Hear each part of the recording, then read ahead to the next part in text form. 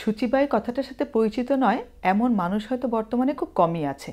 সূচিবাই বলতে আমাদের চোখের সামনে এমন একজন মানুষের ছবি ভেসে ওঠে যিনি অনেক বেশি সংখ্যকবার হাত ধুচ্ছেন, বেশি সময় ধরে গোসল করছেন, ঘরদোর পরিচ্ছন্ন রাখার জন্য অতিরিক্ত বেশি সময় এবং শ্রম ব্যয় করছেন। সাধারণভাবে সূচিবাই বলতে অতি পরিচ্ছন্নতার ব্যাপারটাকে বোঝানো হয়, কিন্তু মনোবিজ্ঞানের ভাষায় এটি একটি মানসিক স্বাস্থ্য সমস্যা। ইংরেজিতে এটিকে বলা হয় OCD, অর্থাৎ অবসেসিভ কম্পালসিভ ডিসঅর্ডার। শিখতে চাই এবং নাসিউল্লাহ সাইকোথেরাপি ইউনিটের পক্ষ থেকে আজকের এই ভিডিওতে আমরা দেখব যে OCD কী এবং এর থেকে পরিত্রাণের উপায় কী।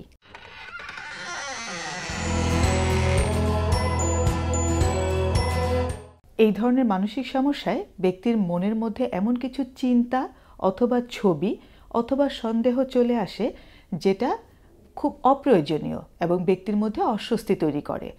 তখন ব্যক্তি এমন কিছু আচরণ করতে বাধ্য হয় যেটা পরবর্তীতে তার দৈনন্দিন জীবনযাত্রায় অথবা যে কোনো কর্মকাণ্ডে নেতিবাচক প্রভাব ফেলে। মানুষের মধ্যে যে কোনো সময়ে যে কোনো বার কোনো একটা চিন্তা আসতেই পারে যেটা তার কাছে অপ্রয়োজনীয় এবং অস্বস্তি তৈরি করছে। অতএব বোঝা যাচ্ছে এটি একটি সাধারণ বিষয়, কিন্তু এই বিষয়টি ব্যক্তির মধ্যে মৃদু, মধ্যম মাত্রা অথবা বেশি মাত্রায় থাকতে পারে, যেটা কিনা তার জীবনে অনেক নেতিবাচক প্রভাব ফেলে, এমনকি ভয়াবহ পরিণাম পর্যন্ত নিয়ে আসতে পারে। এই OCDর কারণে ডিভোর্স হয়ে গেছে এমন ঘটনাও আমরা আশেপাশে দেখতে পাই। এর থেকে পরিত্রাণের উপায় কি? আমরা বিষয়টা সম্পর্কে পরিষ্কার ধারণা নিই।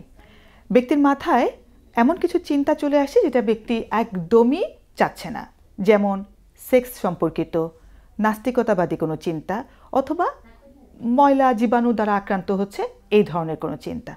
স্বাভাবিকভাবে তার মনটা কি হচ্ছে?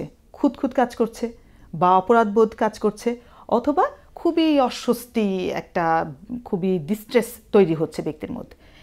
এই অস্বস্তি বোধ থেকে অথবা অপরাধ বোধ থেকে পরিত্রাণের জন্য ব্যক্তি এমন কিছু আচরণ করছে যেই আচরণটা তাকে সাময়িকভাবে রিলিফ দিচ্ছে।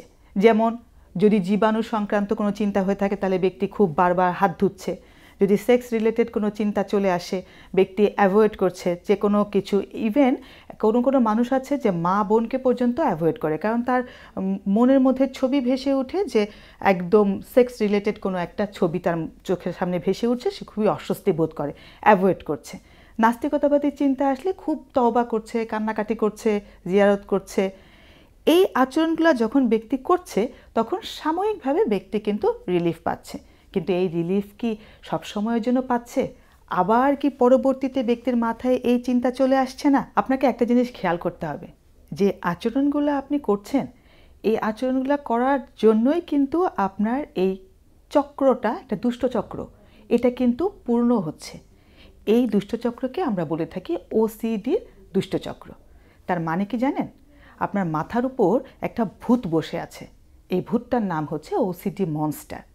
আপনি যদি ছেলে হয়ে থাকেন তাহলে এইটা হচ্ছে আপনার গার্লফ্রেন্ড, আর আপনি যদি মেয়ে হয়ে থাকেন তাহলে এটা হচ্ছে আপনার বয়ফ্রেন্ড।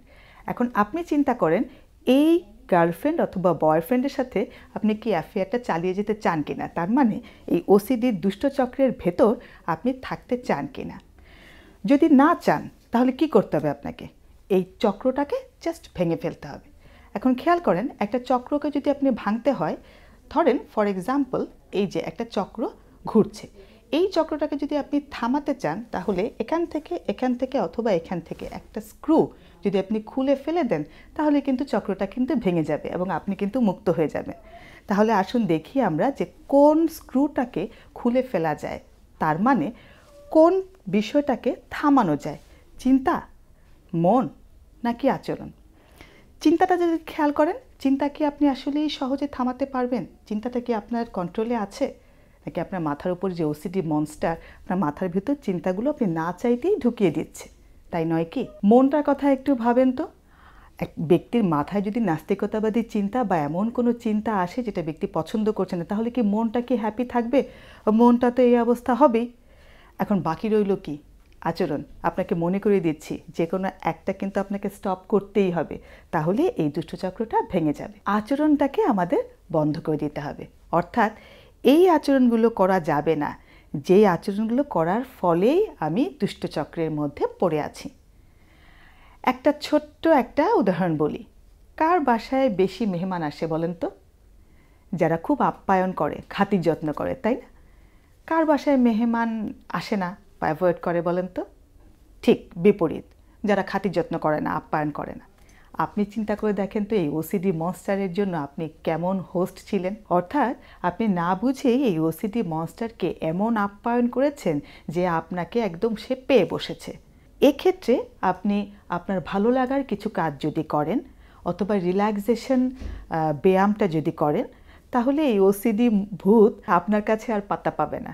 ভিডিওটি ভালো লাগলে লাইক, কমেন্ট অথবা শেয়ার করুন। নিয়মিত আপডেট পেতে শিখতে চাই এবং নাসিরুল্লাহ সাইকোথেরাপি ইউনিটের ফেসবুক পেজে লাইক দিন।